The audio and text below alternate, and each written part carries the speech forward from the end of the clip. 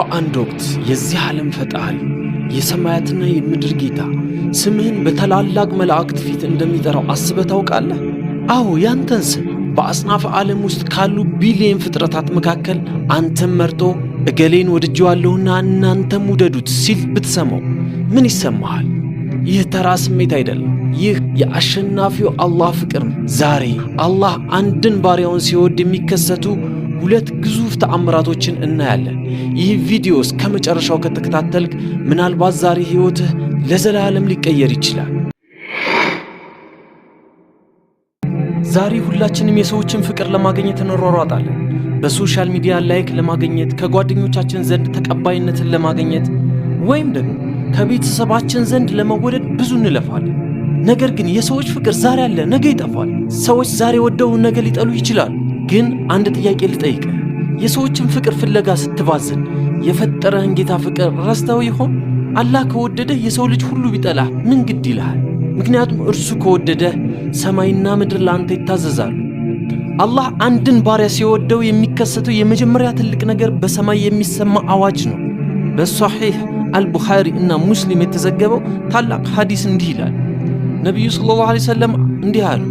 አላህ አንድ ባሪያን ሲወድ ጅብሪልን ይጠራና እኔ ገሌን ወድጄዋለሁና ውደደው ይለዋል። ጅብሪልም ይወደዋል። ከዚያም ጅብሪል በሰማይ ነዋሪዎች ወይም መላእክት መካከል እንዲህ ብሎ ያውጃል፣ አላህ ገሌን ወዶታልና ውደዱት። የሰማይ ነዋሪዎችም ይወዱታል።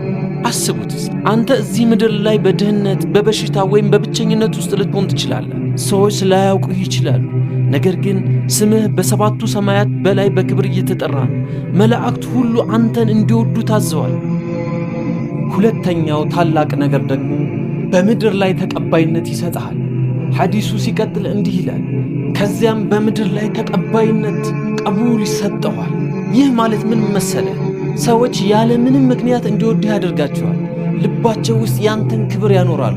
በቁርአኑ ውስጥ አላህ እንዲህ ይላል፣ እነዚያ ያመኑና መልካም ሥራዎችን የሰሩ አልራሕማን ወይም አላህ ለነሱ ፍቅርን ያደርግላቸዋል። ወንድሜ እህቴ፣ አላህ እንዲወድህ ምን አደረግ? አላህ ሲወድህ ደካማ አትሆንም። አላህ ሲወድህ ብቻህን አትሆንም።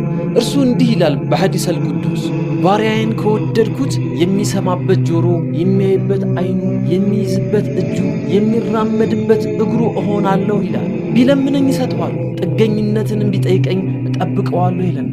አላህ ከወደደህ ዱዓህ አይመለስም። አላህ ከወደደህ ከጭንቀትህ መውጫ ያበጅልሃል። እስኪ አስበው፣ የዓለማቱ ጌታ ጥበቃው ውስጥ ሲያስገባ ማን ሊነካ ይችላል? የትኛው ጭንቀት ሊያሸንፍ ይችላል? እና አላህ እንዲወደን ምን ማድረግ አለብን? ዛሬውኑ እነዚህን 3 ነገሮች ጀምር። አንደኛ፣ ሱናዎችን አዘውትር። ግዴታ ወይም ፈርድ የሆኑ ሶላቶችን ከሰገድክ በኋላ ትርፍ ሶላቶችን ስገድ።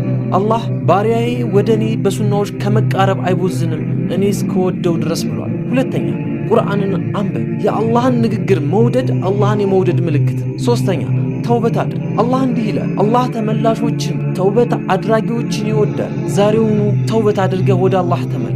አላህ ሆይ ያንተን ፍቅር እንለምንሃለን። አንተን የሚወዱ ሰዎችን ፍቅር እንለምንሃለን። ወደ አንተ ፍቅር የሚያቃርበንን ሥራ እንድንሠራ ወፍቀን። ስማችን በሰማያት በመላእክት ዘንድ የተወደደ አድርገው። ይህ ቪዲዮ ልብህን ነክቶት ከሆነ ሌሎች እንዲያዩ ሸር አድርገው። አላህ እንዲወደንና ስማችንን በሰማይ እንዲጠራ የምትፈልጉ ኢንሻአላህ ብላችሁ ኮሜንት ላይ ጻፉ። ለተጨማሪ እስላማዊ ትምህርቶች ሰብስክራይብ በማድረግ ቤተሰብ ሁኑ። ወሰላሙ ዓለይኩም ወራህመቱላሂ ወበረካቱ።